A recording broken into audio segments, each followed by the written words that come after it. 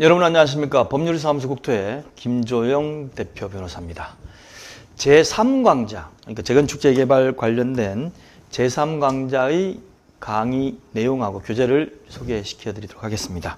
이 책은 제3권이 되겠습니다. 제목이 재건축 재개발 조합 임원 이사회, 이렇게 쭉 오른쪽에 보시는 것처럼 나가는데, 지금 제가 내고 있는 재건축 재개발 관련된 책 시리즈 1, 2, 3, 4, 5, 6, 7권 빨주노초 파남보 중에 세 번째 강의가 노란색이 나왔습니다.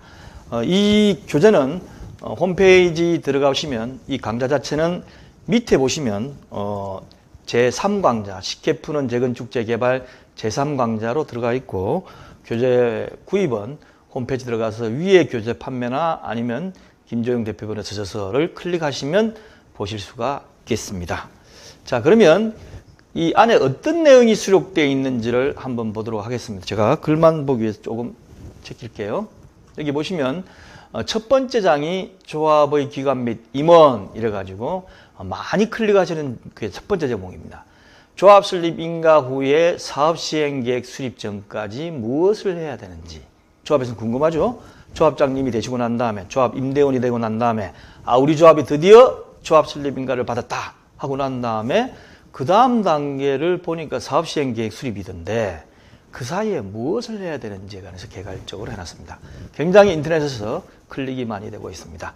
두 번째, 조합에는 어떤 기관들이 있느냐, 조합, 이사회, 대의원회, 총회 이런 것들이 있겠죠. 여기 기관들. 그 다음에 임원들의 종류, 숫자, 임기는 어떻게 되는지. 조합장, 이사, 감사가 임원인 것 같은데 도대체 몇 년까지 해먹을 수 있는 거야? 이런 거.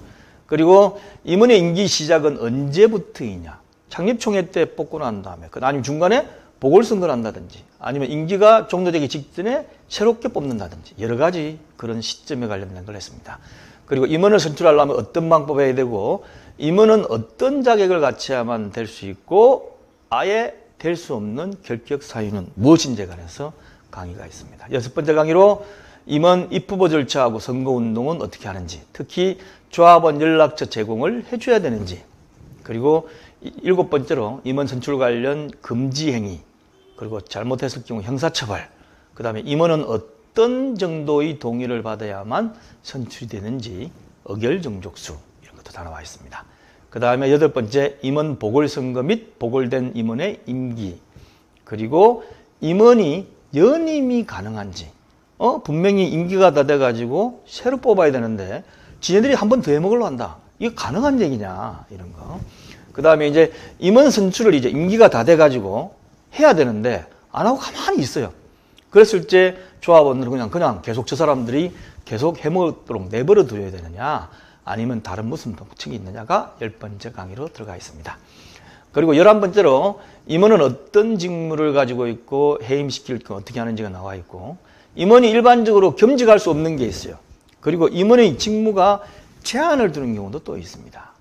그리고 이제 13번째가 감사가 굉장히 중요한데요. 감사가 이사회 대의원에 나와가지고 계속 엉뚱한 소리만 해야 되고 출석하려고 그러고 막 이런다. 그럼 과연 감사가 이런데 출석해가지고 발언할 수 있는 권리가 있느냐는 겁니다.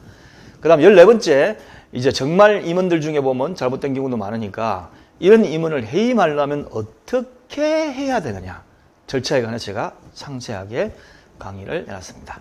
15번째로 임원이 사임서를 제출했어.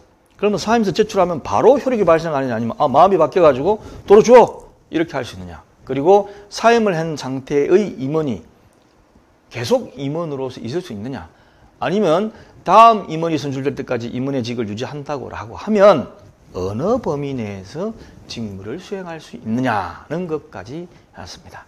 그 다음 16번째 강의로 임원 직무 정지는 어떻게 시키고 직무대행자 선출, 보통 비대위들이 할 때 이거 굉장히 많이 봅니다. 그 다음 17번째로 임원인 나를 해임시키려고 하는데 내가 정말 억울해. 그리고 저쪽에서 막 모함을 해가지고 전혀 안 맞는 얘기를, 허위사실을 막 하고 있어. 이랬을 적에 그냥 당하고만 있어야 되느냐. 내가 이거 당했다가는 쏙빙이 터져가지고 저명이 못 죽을 것 같다. 그럴 적에 대응을 해야 될 거 아닙니까? 그럼 어떻게 해야 되느냐. 그 다음 18번, 주로 조합장님인데, 조합장님이 평소에 조합원들을 위해서 어떻게 좀 해야 되겠다라는 저 나름대로의 강의를 올려놨습니다. 이 동영상 강의를 보고 많은 분들이 우리 조합장님도 저렇게 했으면 좋겠는데 안 그래요? 라는 사람들이 많습니다. 저는 객관적으로 볼 때 조합장이 꼭 해야 된다고 생각하는 것이고 이렇게 해야만 자기가 해임이 안 돼요. 그래서 어떤 의미에서는 자기를 위해서도 이게 필요합니다.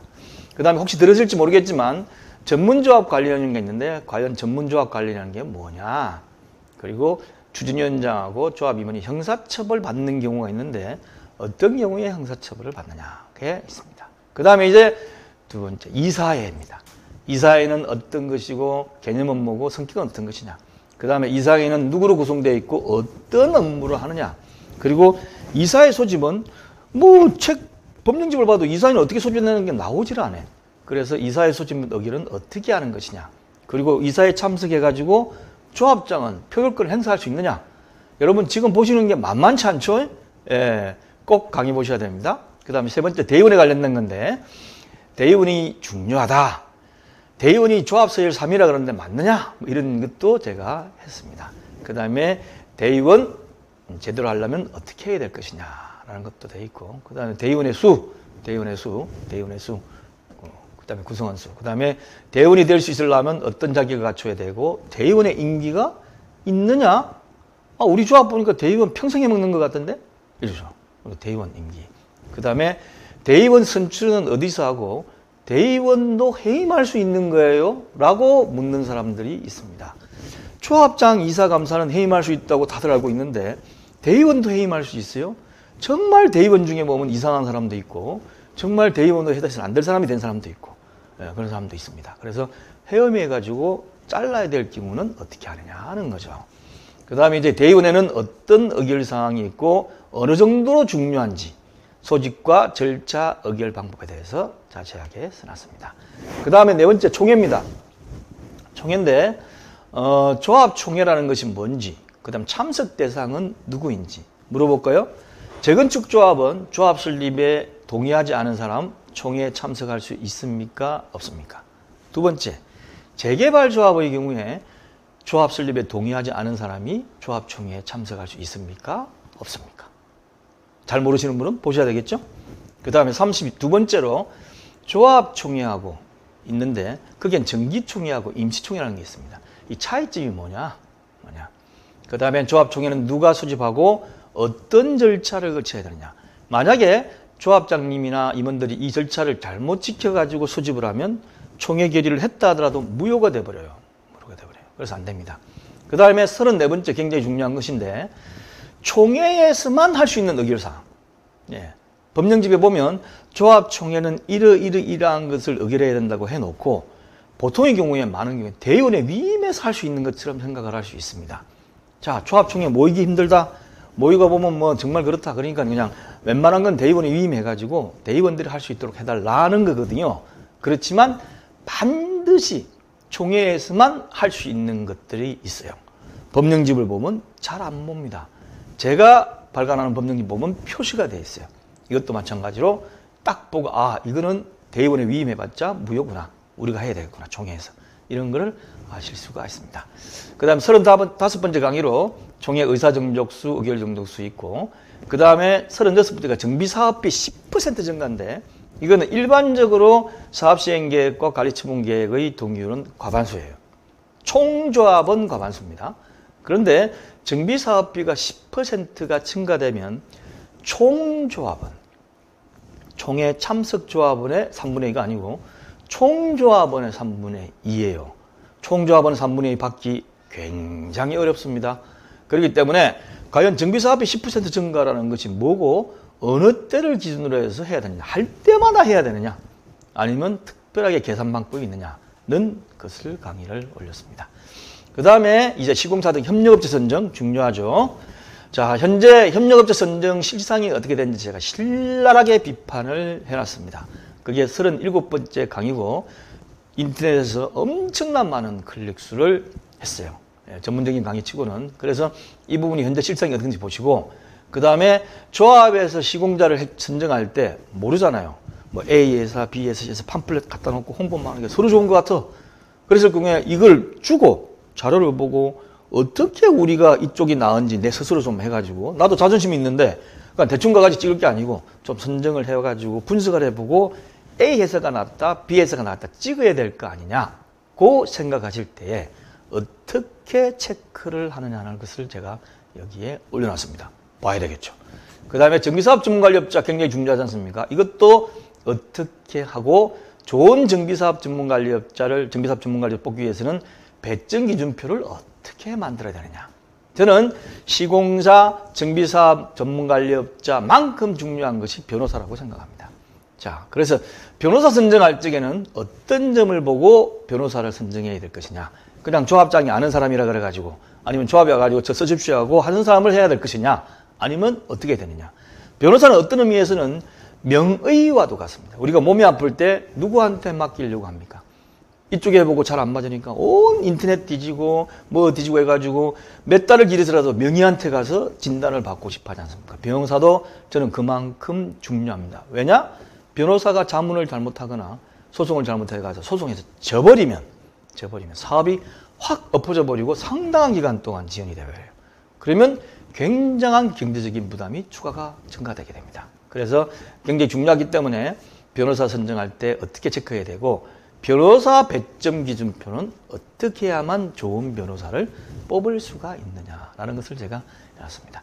그 다음에 배점 기준표를 잘못 만들어가 지금 엉망진창이 되어 있어요. 자기들 입맛대로 원하는 업체를 하기 위해서 배점 기준 만드니까. 그래서 배점 기준표를 잘못 만들면 형사처벌될 수도 있다라는 것을 제가 넣어놨습니다.